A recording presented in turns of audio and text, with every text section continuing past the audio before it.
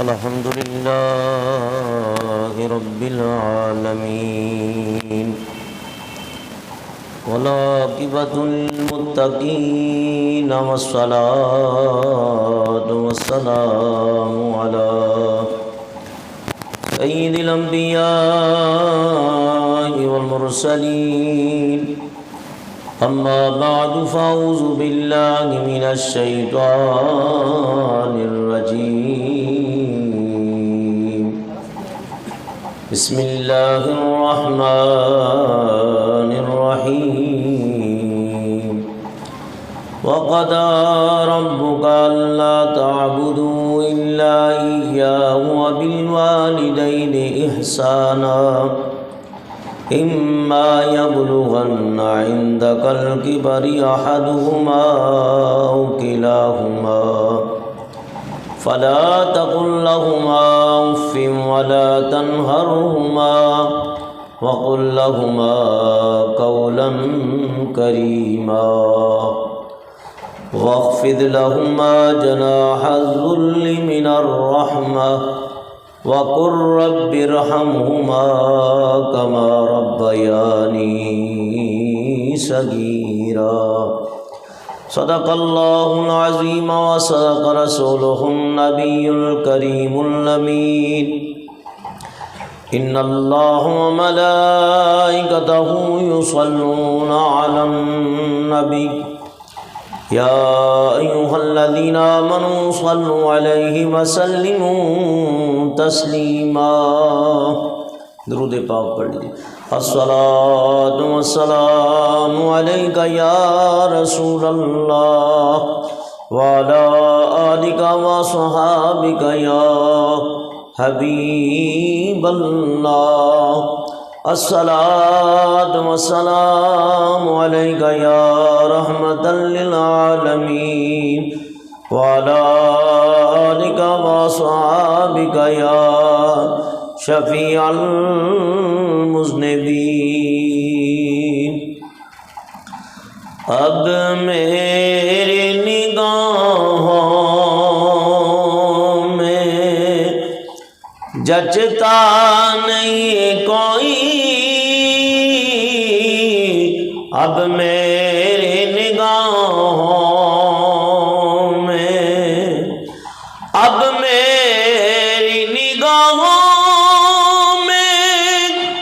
جچتا نہیں کوئی. ارے جیسے میرے سرکار ہیں، جیسے میرے سرکار ہیں، ایسا نہیں کوئی. اب میری نگاہوں اور تم سا تو ہنسی آنکھ نے دیکھا نہیں کوئی. ہاں یہ شان لطافت ہے کہ سایہ نہیں کوئی. یہ شان لطافت کہ سایہ نہیں کوئی. اب میری نگاہوں میں اے ظرف نظر دیکھ مگر دیکھ ادب سے.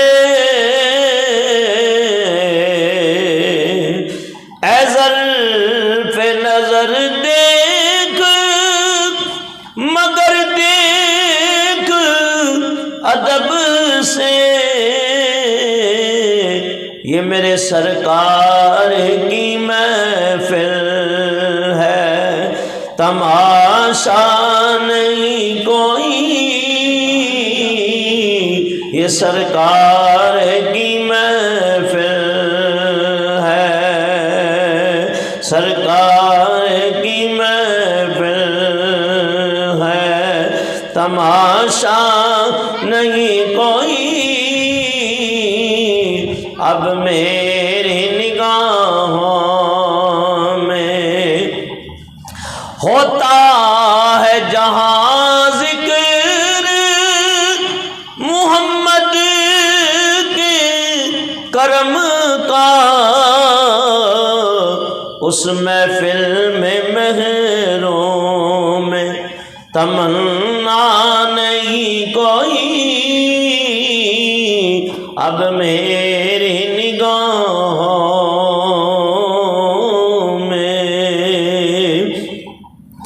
اور یہ طور سے کہتی ہے ابھی تک شب میرا،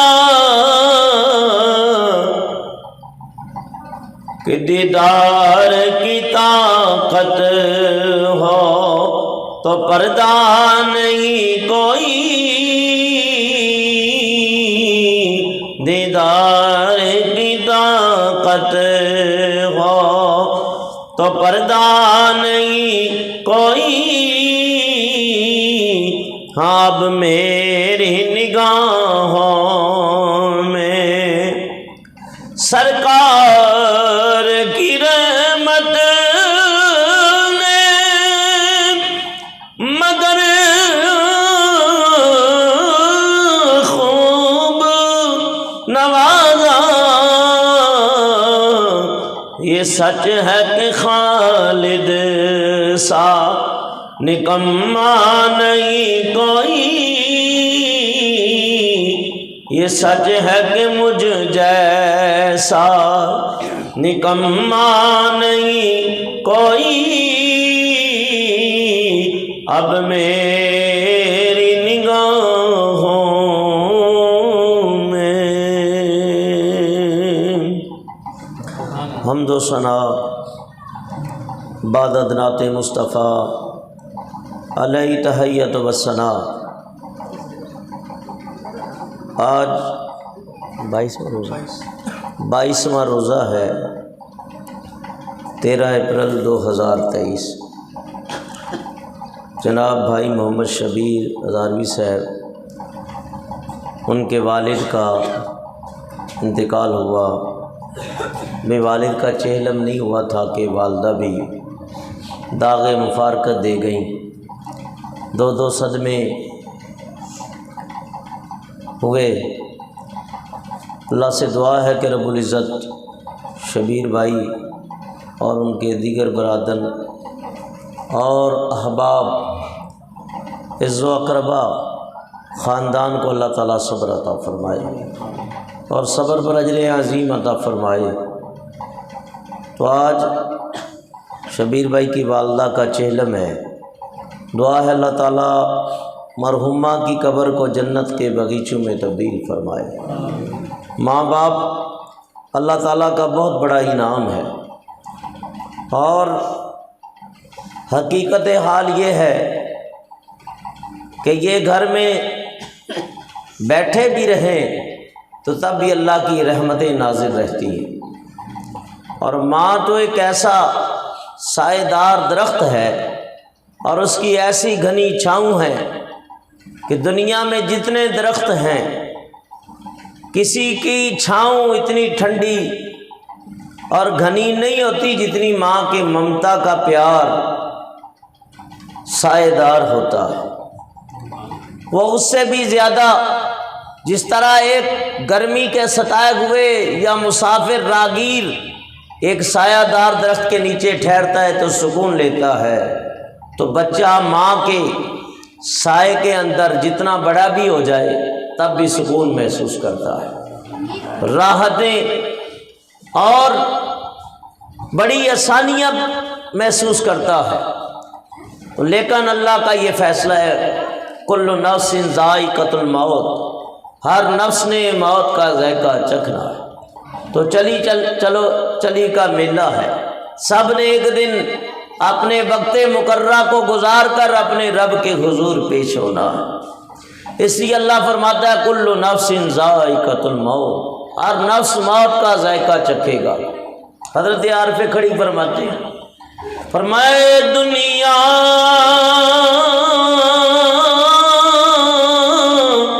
مسافر خانہ ایک آوے ایک جاوے کدی مجال محمد بادشاہ تے تھے پکا ڈیرا لاوے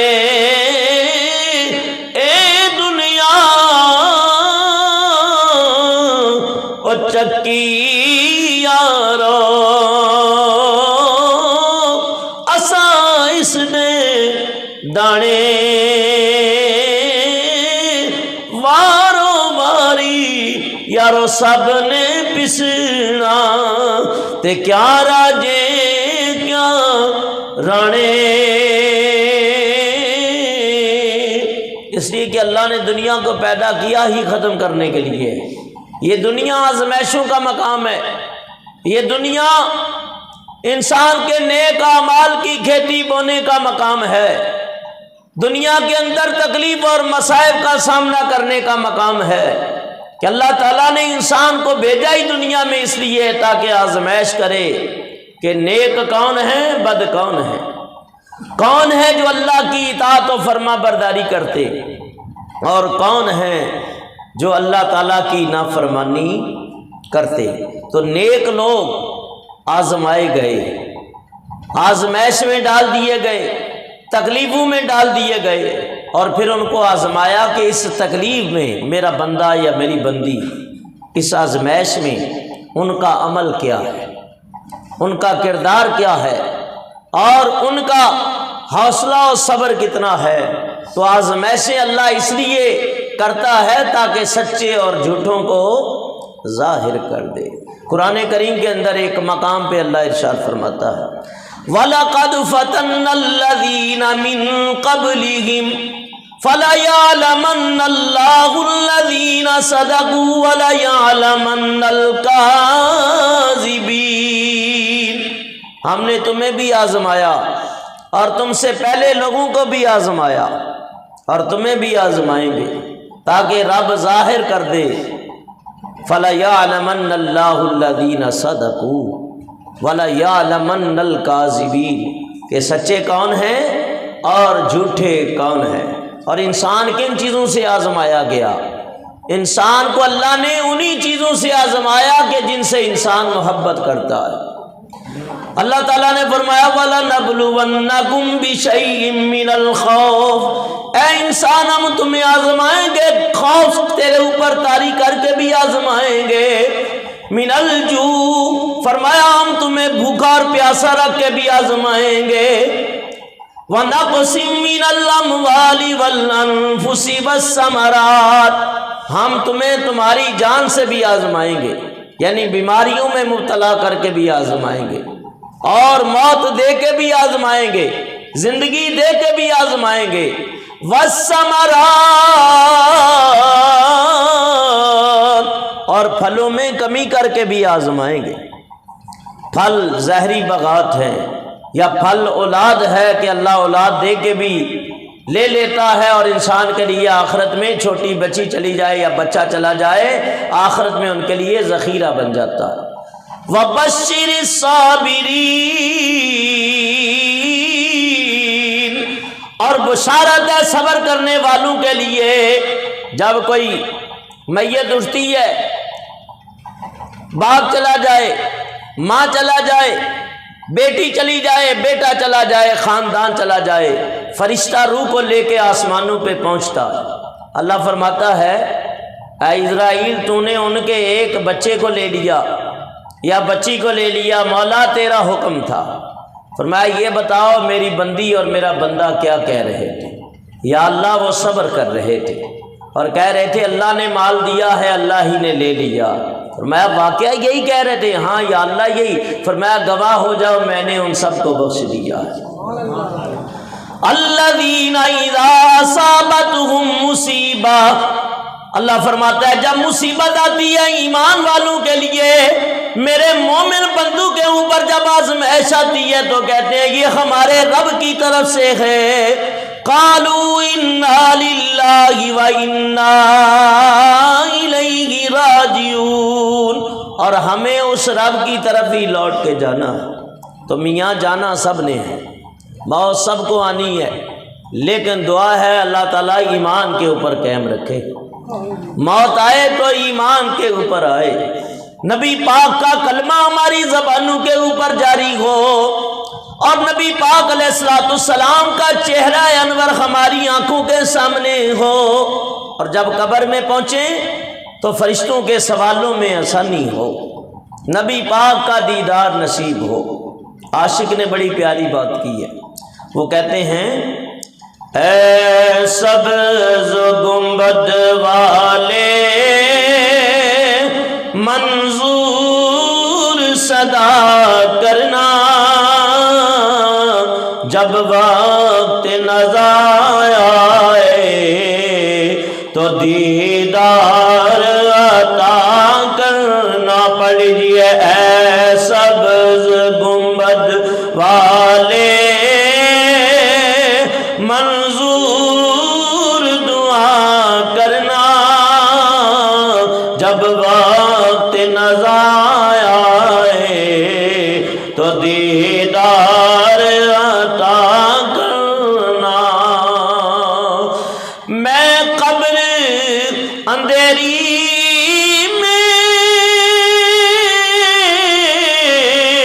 گھبراؤں گا جب تنہا،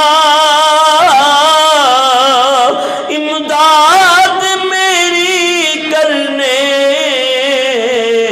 آ جانا میرے آقا روشن میری تربت کو، اے نور خدا کرنا۔ پڑھیے جب وقت نظر آئے تو دیدار عطا کرنا، جب وقت نظر آئے تو دیدار عطا کرنا۔ بہرحال اللہ تعالیٰ نے یہ فیصلہ کر دیا اور حکم قرآن میں نازل کر دیا، منہا خلقناکم وفیہا نعیدکم ومنہا نخرجکم تارۃ اخری۔ ارشاد باری تعالیٰ ہے کہ ہم نے تمہیں اسی مٹی سے پیدا کیا اور دوبارہ تمہیں اسی کی طرف لوٹا دیں گے، ومنہا نخرجکم تارۃ اخری، اور دوبارہ دن قیامت کے ہم اسی سے تمہیں زندہ کریں گے۔ تو پتہ یہ چلا موت کے بعد حیات ہے، حیات کے بعد موت، اور موت کے بعد حیات ہے، اور پھر حیات کے بعد موت نہیں ہے۔ اللہ نے زندگی دی ہے تو اس کے بعد موت دے گا، موت کے بعد جب دوبارہ زندہ کرے گا تو پھر کبھی موت نہیں آئے گی۔ بہرحال انسان کو موت کو یاد رکھنا چاہیے۔ علمت نفس ما قدمت واخرت، اللہ فرماتا ہے ہم جب زندہ کریں گے اور حشر کا دن ہوگا، لوگ سارے میدان میں آ جائیں گے قیامت کے، اور پھر پتہ چل جائے گا کہ ہر بندے نے آگے کیا بھیجا ہے اور پیچھے کیا چھوڑا ہے۔ صدیق بھائی آگے آ جائیں، ادھر آپ حضرات بھی آگے۔ فرمایا نہ ہو یا دوجی واری، مڑ کے زندہ کرسی نہ یا نو دوجی واری، تے مڑ کے زندہ کرسی وچ میدان قیامت والے، تے ہر کوئی لیکھا پرسی۔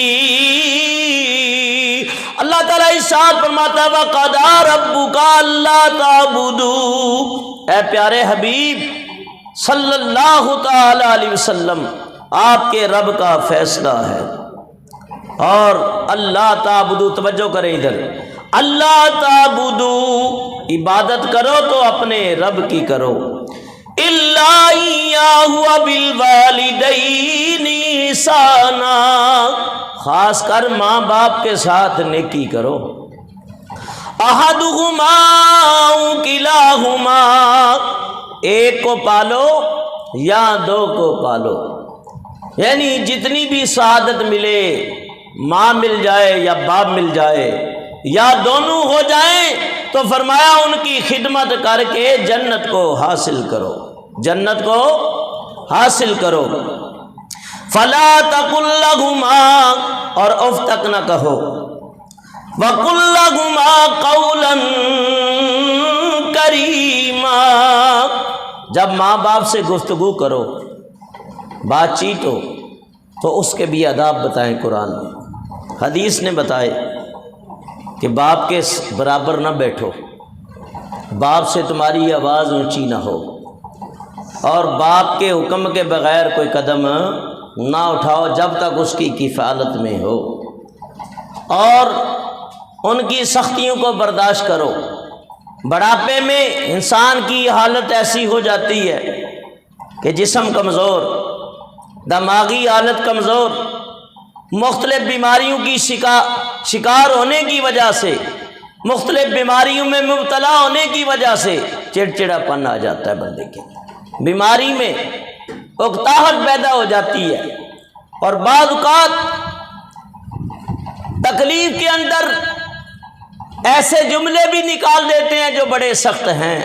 تو والدین کے ان جملوں کو برداشت کرو، اس لیے کہ بچپن میں تم نے بھی کئی مقامات پہ ایسے کام کیے ہیں جو بڑے ہی سخت تھے، اور تکلیف میں مبتلا ہوتے تھے تو ماں باپ تمہاری خبر گیری کرتے تھے اور ہاسپٹل میں لے کے دوڑتے تھے، میری بیٹی بیمار ہے، بیٹا بیمار ہے، ان کے ناز بچوں کے اٹھاتے تھے.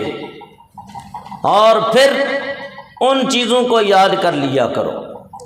وَقُلْ لَهُمَا قَوْلًا کَرِیمًا، فرمایا کلام میں شائستگی ہو، اخلاق و مہذب بنو، نرمی والا کلام ماں باپ سے کیا کرو، بلکہ کلام میں اتنی نرمی ہو کہ ماں باپ اس کلام کو سن کے سمجھ جائیں کہ ہماری اولاد بڑی ہی فرما بردار ہے. تو نبی پاک صلی اللہ علیہ وسلم، حضور کو اللہ نے اتنا نرم بنایا تھا کہ رحمت للعالمین تھے، با کردار، با اخلاق. حضور کا اخلاق ایسا تھا کہ اللہ فرماتا ہے وَإِنَّكَ لَعَلَىٰ خُلُقٍ عَظِيمٍ، اے محبوب ہم نے آپ کو خلق عظیم پہ پیدا کیا ہے. تو نبی پاک صلی اللہ علیہ وسلم ماں کو یاد کر کے روتے اور کہتے کاش آج میری ماں ہوتی، مجھے رب کعبہ کی قسم ہے جس کے قبضے میں میری جان ہے، میں حالت نماز میں ہوتا، مجھے ماں بلاتی، اے میرے بیٹے میری بات سن جاؤ. اللہ کے حبیب فرماتے ہیں میں نماز کی حالت میں بھی ماں کی خدمت میں حاضر ہو جاتا.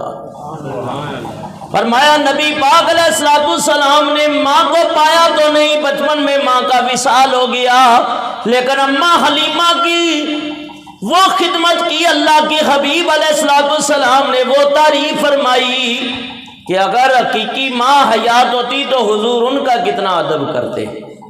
چاچی جس نے پالا ہے فاطمہ بنت اسد، حضور نے ان کا اتنا ادب کیا ہے کہ کہا اے علی، جب خبر دی حضرت علی نے یا رسول اللہ میری ماں فوت ہو گئی، فرمایا علی تیری ماں نہیں صرف فوت ہوئی، آج میری ماں بھی چلی گئی. فرمایا یہ میری چاچی وہ ماں ہے کہ جو میرے ہاتھ میں اپنے منہ سے لقمے ڈالتی تھی. اس لیے اللہ کے حبیب علیہ السلام نے فرمایا پاک نبی نے فرمایا کر لے خدمت مادی،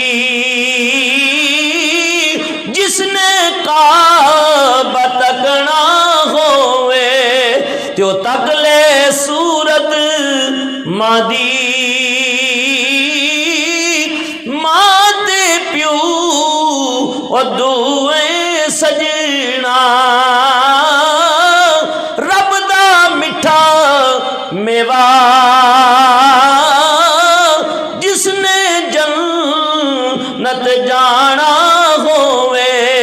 کہ کریں تمہاری سیوا۔ اللہ اللہ، نبی پاک علیہ الصلوۃ والسلام نے حضرت اماں حلیمہ کو آتے ہوئے دیکھا، نگاہ نبوت اٹھ گئی۔ امام الانبیاء علیہ الصلوۃ والسلام نے جب نظریں فرمائی تو دیکھا کہ اماں حلیمہ آسے کے ساتھ ٹیک لگا کے آہستہ آہستہ اللہ کے نبی صلی اللہ علیہ وسلم کی بارگاہ میں حاضری کے لیے آگے آ رہی ہے۔ نبی پاک کی نظر پڑ گئی، نگاہ رحمت اٹھ گئی، آپ آگے بڑھ گئے، چادر نبوت کو بچھا دیا۔ حضرت اماں حلیمہ کا ہاتھ پکڑ کے سرکار دو عالم نے اپنی چادر نبوت پہ بٹھا دیا اور فرمایا میرے یارو، اے میرے صحابہ، تعجب خیز نظروں سے نہ دیکھو، یہ میری اماں حلیمہ ہے جس کا بچپن میں تمہارے نبی نے دودھ پیا ہے۔ ایک دن دائی حلیمہ حج ولی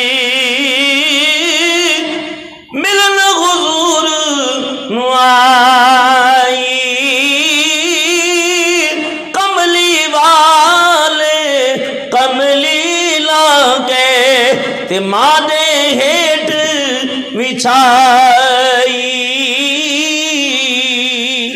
پھر فرمایا وَخْفِضْ لَهُمَا جَنَاحَ الذُّلِّ مِنَ الرَّحْمَٰنِ، ایک کو پالو یا دو کو پالو، ماں باپ کو تو اپنے کندھے عجز و انکساری سے جھکا دو، جس طرح ایک سعادت مند اولاد ہوتی ہے، فرما بردار اولاد ہوتی ہے، اس طرح اپنے کندھوں کو ادب سے جھکاؤ۔ وَقُلْ رَبِّ ارْحَمْهُمَا كَمَا رَبَّيَانِي صغیرا، اور اللہ کی بارگاہ میں جب سجدہ کرو، نماز پڑھو، نماز پڑھ چکو، تسبیح و تحلیل کر چکو، اب پھر اللہ کی بارگاہ میں دعا کرو۔ لوگ فرض پڑھ کے اٹھ جاتے ہیں، دعا نہیں مانگتے، یہ غلطی ہے، اس لیے کہ عبادت آپ نے کی اور اب مانگنے کا وقت ہے، ادھر عطا کا وقت ہے، اور بندہ نہ مانگے تو اللہ تعالیٰ کو بندے کا یہ عمل اچھا نہیں لگتا۔ فرمایا اللہ کے ہاں ان اکرمکم عند اللہ، اللہ کے ہاں کوئی عزت والی چیز ہے تو الدعاء، وہ دعا ہے۔ جب بندہ رب سے مانگتا ہے تو اللہ خوش ہوتا ہے کہ اس کو پتہ ہے میرا رب عطا کرے گا، ہے میرا رب خزانوں کا مالک ہے، وہ سب کو ان کی مانگ عطا کر دے پھر بھی اس کے خزانوں میں کمی واقع نہیں ہوتی۔ تو اللہ سے مانگو، ہاتھ اٹھا کر کے بلند کر کے قبلہ رخ ہو کے مانگو۔ یا اللہ کے حبیب علیہ الصلوۃ والسلام، کبھی آپ قبلہ رخ ہو جاتے، سینے کے برابر آپ ہاتھ مقدس لے آتے اور دعا مانگتے، اور بی بی عائشہ صدیقہ فرماتی ہیں کبھی حضور سجدے میں آدھی آدھی رات پڑے رہتے اور رب سے مانگتے رہتے، رب سے التجائیں کرتے رہتے کہ یا اللہ عطا فرما، تو اللہ تعالیٰ پھر عطا فرماتا۔ نبی پاک صلی اللہ علیہ وسلم کی سنت ہے کہ جب بھی دعا کرو تو اللہ سے وہ طلب کرو، اور فرمایا کہ جب نماز پڑھو، سجدہ کرو، دعا مانگنے کا وقت آئے تو پھر ایک دعا یہ بھی مانگا کرو۔ قرآن نے اس دعا کی طرف ترغیب دلائی ہے، وَقُلْ رَبِّ ارْحَمْهُمَا كَمَا رَبَّيَانِي صَغِيرًا، فرمایا اللہ کی بارگاہ میں یوں بھی عرض کرو۔ یہ سارے پیچھے پیچھے جا رہے ہیں، بیٹھ رہے ہیں، یار کیا ظہیر بھائی آگے آؤ، سارے آگے آؤ، نہیں ادھر آگے آ جائیں، ادھر نہیں بیٹھے، آگے یہ جگہ خالی ہے، اس کو پر کرو یار، کہنے کی ضرورت ہی نہ پڑے۔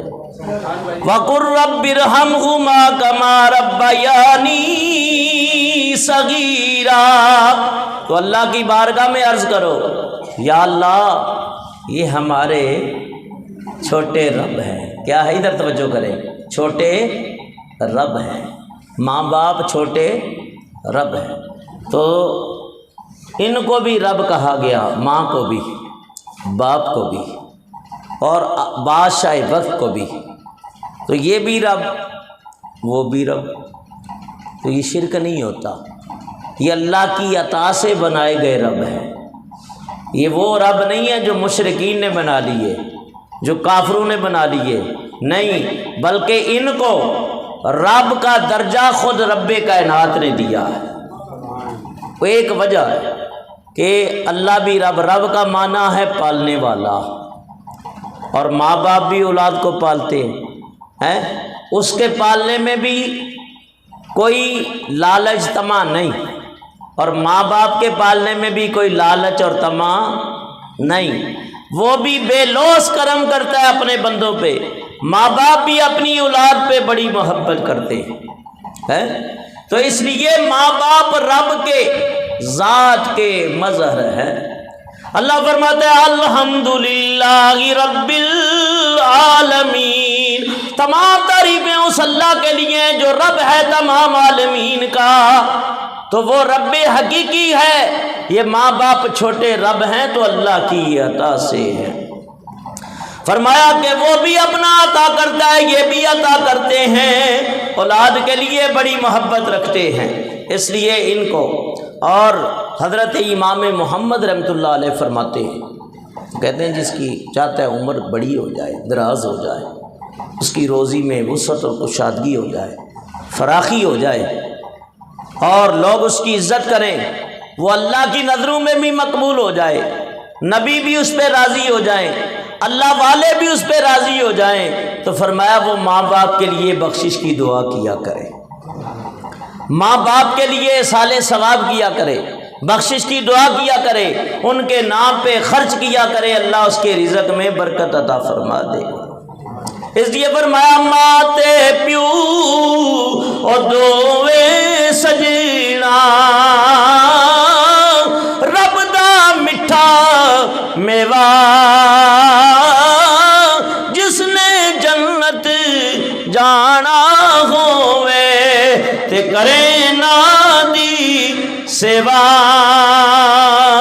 اور ایک روایت پڑھنے لگا ہوں، یہ مشکات ہے، صفحہ نمبر ہے 58، بخاری شریف ہے جلد ہے صفحہ نمبر 184، مسلم شریف ہے پہلی جلد، ترمذی ہے دوسری جلد صفحہ نمبر 22 ہے۔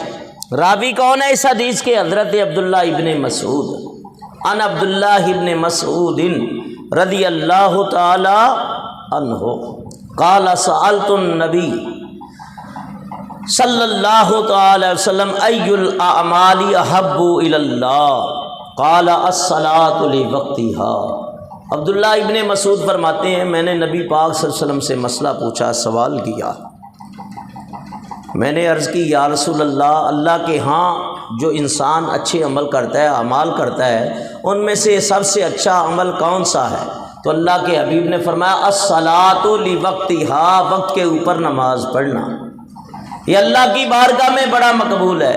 پھر میں نے عرض کی قلت ثم ایو، اس کے بعد یا رسول اللہ کون سا ایسا عمل ہے جو اللہ کی بارگاہ میں بڑا ہی مقبولیت والا ہے؟ اللہ کے حبیب فرماتے ہیں بر الوالدین، ماں باپ کے ساتھ نیکی کرنا، یہ اللہ کو بڑا پیارا لگتا ہے۔ قلت ثم ایو، پھر میں نے عرض کی یا رسول اللہ صلی اللہ علیہ وسلم کون؟ فرمایا الجہاد فی سبیل اللہ، کہ وقت کے اوپر اللہ کی راہ کے اوپر جہاد سبیل اللہ کرنا۔ وہ فرماتے ہیں قال حدثنی بہن ولو استزدتہ لزادنی، میں نے بس یہ تین ہی مسئلے پوچھ کے خاموش ہو گیا، اگر میں نبی پاک سے اور مسئلے پوچھتا تو حضور اور مسئلے بھی مجھے بتا دیتے، اور مسئلے بھی مجھے بتا دیتے۔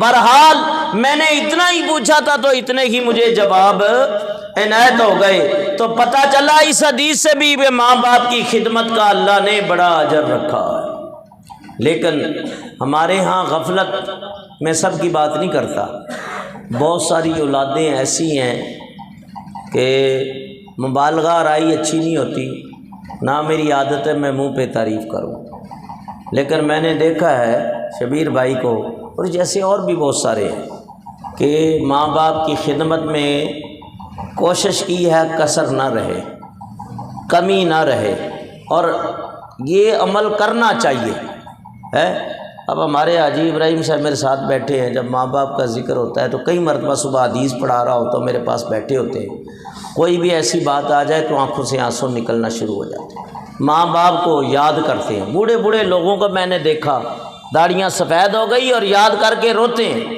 اب خود وہ باپ بنے ہوئے ہیں، ان کی اولادیں بھی جوان ہیں، شادی شدہ ہو گئی، لیکن ماں باپ ایک ایسی نعمت ہے کہ یاد کر کے حضور کی بھی آنکھیں اشکبار ہو جاتی ہیں، اللہ کے نبی بھی آنکھوں سے آنسو بہاتے ہیں۔ تو اللہ نے ماں باپ کا مرتبہ ہی یہی رکھا ہے، اس لیے فرمایا کہ دنیا میں ان کی قدر کر لو۔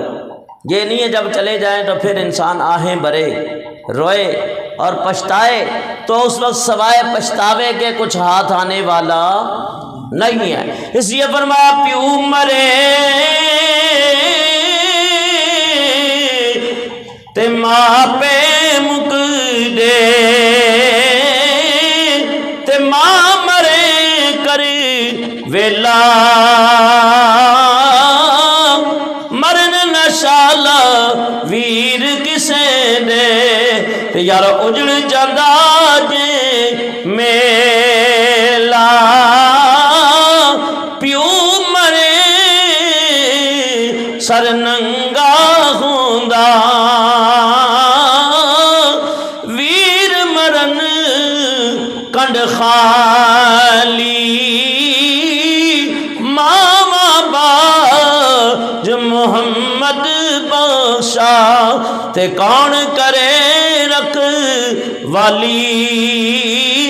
جس نے ماں باپ کی قدر کی ہے وہ اللہ کی بارگاہ میں مقبول ہو گئے۔ نبی پاک نے بھی فخر فرمایا، بلکہ حضور نے اس قدر اس کو عزت و عظمت سے نوازا، اور آپ کی نگاہ نبوت میں اس کا مرتبہ اتنا ہو گیا کہ آپ صحابہ کو بھیج رہے ہیں، فرمایا علی چلے جاؤ، اے بلال چلے جاؤ، اے عمر چلے جاؤ، جاؤ۔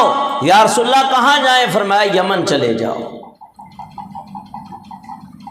عاشق تیار ہو گئے، یا رسول اللہ یمن میں کیا کرنا ہے؟ فرمایا یہ میرا کپڑا جبہ لے جاؤ، جا کے وہاں اویس نام کا آدمی ہے اس کو تلاش کرو، یہ میرا جبہ اسے دے دو، اور اسے کہو میری امت کے لیے بخشش کی دعا کرے۔ آج کہتے ہیں جنازے کے بعد بھی دعا نہیں کرنی چاہیے، فلاں جگہ نہیں کرنی چاہیے، فلاں جگہ نہیں کرنی چاہیے، اللہ کے بندو یہ تو وارے کا سودا ہے، یہ تو فائدے کا سودا ہے۔ اور حدیث میں آتا ہے دعا مخ العبادہ، دعا عبادت کا مغز ہے، دعا اللہ کی بارگاہ میں بڑا مرتبے والا ہے۔ اگر یہ عزت والا کام نہ ہوتا تو حضور صحابہ کو نہ بھیجتے، یمن میں بھیجنا ویسے کرنے کے پاس اس بات کی بین دلیل تھی کہ امت کے لیے جو بخشش کی دعا کرے اس کے لیے اللہ اجر ہے۔ ایک اور بات میں اسی ضمن میں واقعہ بتاؤں گا۔ صحابہ کرام یمن کی سرزمین پہ گئے اور پتہ کیا، کہاں ایک اویس ہے، لوگ اسے دیوانہ دیوانہ کہتے ہیں، لیکن وہ دیوانے نہیں تھے، سچے عاشق تھے۔ جیسے گدڑی میں لال چھپے ہوتے ہیں تو وہ عاشق کو پھر عاشق ہی پہچانتا ہے، ہر بندہ نہیں جانتا۔ اور جس کو عشق کی دولت نصیب ہو جائے، اللہ رسول کا عشق نصیب ہو جائے، میں کہتا ہوں وہ بڑا ہی خوش نصیب ہے۔ صحابہ کرام کی ملاقات ہوئی، حضور کا جبہ عطا کر دیا گیا، پیغام نبوت مل گیا۔ حضرت ویسے کرنی نے کہا جبہ بعد میں پہنوں گا، پہلے میں نبی کی امت کے لیے دعا کروں۔ یا اللہ تیرے نبی کا جبہ ہے، تیرے نبی کے کپڑے مبارک ہیں، نبیوں کے جسم سے لگنے والے کپڑے بھی بڑے ہی با کمال ہو جاتے ہیں، بڑے ہی با برکت ہو جاتی ہیں، اس لیے کہ یوسف علیہ السلام کی قمیض یعقوب نبی علیہ السلام کی آنکھوں پہ ڈالی تو ان کی بینائی واپس آ گئی، ان کی آنکھیں روشن ہو گئی۔ تو یا اللہ یہ تیرے نبی کا جبہ ہے، ان کے کپڑے مبارک ہیں، ان کے صدقے میرے نبی کی امت کی بخشش فرما۔ میرے آقا نے فرمایا کہ دعا بھی قبولیت کی آپ نے پہلے بتا دی کہ میرے اویس کی دعا سے قبیلہ بنی مضر کی بکریوں کے بالوں کے برابر اللہ میری امت کے گناہ گاروں کی بخشش فرمائے گا۔ میں کہتا ہوں جب ایک عاشق کا یہ حال ہے تو یہاں لاکھوں عاشق ہیں، کوئی غوث اعظم جیلانی ہے، کوئی معین الدین چشتی ہے، کوئی فرید الدین ہے، کوئی مہر علی ہے، کوئی غوث جلی ہے، بڑے بڑے اولیاء کرام ہیں۔ ایک عاشق نے دعا کی تو اتنے بخشے گئے، اور سب عاشق مل کے سجدہ کر کے جب کہیں گے قیامت کے دن یا اللہ بخش دے، تو اللہ پھر اپنے پیاروں کی بات کو رد تو نہیں کرتا نا۔ آپ کا جو دوست ہو، گہرا ہو، دکھ سکھ کا ساتھی ہو، آپ کہتے ہیں بھائی اس کی بات میں نہیں ٹال سکتا، مجھے رکھنی پڑے گی، کہتے ہیں نا، تو اللہ فرماتا ہے مجھے بھی رکھنی پڑے گی۔ وَإِن سَأَلَنِي لَأُعْطِيَنَّهُ، یہ پیارے ہیں میرے، یہ جو مانگیں گے میں انہیں عطا کر دوں گا، تو اللہ تعالیٰ انہیں عطا کرے گا۔ اور حشر کا تو مجمع بھی انوکھا اور نرالا ہوگا، ادھر حضور ہوں گے، انبیاء ہوں گے، صدیق اکبر، فاروق اعظم، عثمان غنی، ادھر حیدر قرار آ جائیں گے، اولیاء آئیں گے، علماء آئیں گے، صالحین آئیں گے، تو اللہ تعالیٰ کی رحمت کا بادل بن کے ان کے اوپر چھا جائے گی۔ عاشق نے یہاں بڑی پیاری بات کی ہے، وہ کہتے ہیں جدوں دن حشر دے سوال ہون گے، حامی ساڈے آمنہ دے لال ہون گے۔ مل کے پڑھیے، جدوں دن حشر دے سوال ہون گے، حامی ساڈے آمنہ دے لال ہون گے، اور جنتاں چ جائے گی سواری آپ دی،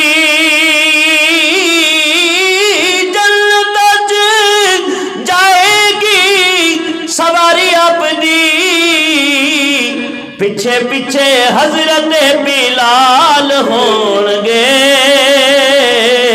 اور پیچھے پیچھے حضرت بلال ہون گے، اور جدوں آئے حیدر قرار ویکھنا، مولا علی حضور فرماتے ہیں من کنت مولا فہذا علی المولا، جس کا میں مولا اس کا علی مولا۔ جدوں آئے حیدر قرار ویکھنا، پیچھے پیچھے غوث تے ابدال ہون گے، پیچھے پیچھے غوث تے ابدال ہون گے، سانو بخشاون لئی خدا دے سامنے سیدہ دے سونے سونے لال ہون گے،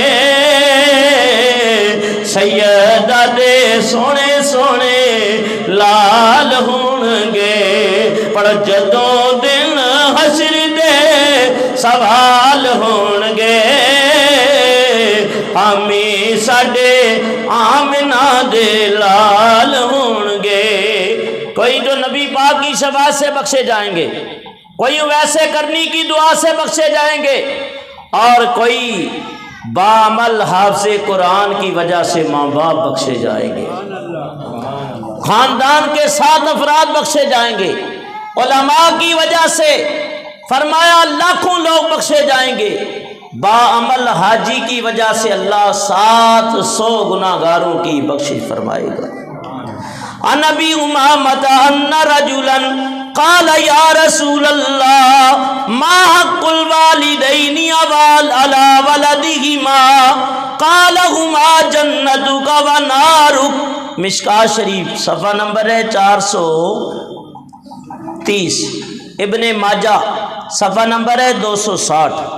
راوی ہیں حضرت ابو امامہ رضی اللہ تعالیٰ عنہ، وہ روایت کرتے ہیں کہ ایک شخص نے نبی پاک صلی اللہ علیہ وسلم کی بارگاہ میں عرض کی، یا رسول اللہ، توجہ کے ساتھ، ماں باپ کا اولاد پر کیا حق ہے؟ ماں باپ کا اولاد پر کیا حق ہے؟ آپ نے فرمایا ہوا جنتوں کا و ناروں کا، وہ تیری جنت بھی ہے تیری جہنم بھی ہے، یعنی تیری دوزخ بھی ہے اور تیری جنت بھی ہے۔ اگر خدمت کرے گا تو جنت پالے گا، اور اگر ان کی دل آزاری اور نافرمانی اور سرکشی کرے گا تو پھر دوزخ ہے۔ اس لیے اللہ کے حبیب فرماتے ہیں من اردا والدی فقد اردا خالقہ، فرمایا جس نے ان کو راضی کیا اس نے رب کو راضی کر لیا، اور من اسخط والدی فقد اسخط اللہ لہ، جنہوں نے ان کو ناراض کیا انہوں نے رب کو ناراض کیا۔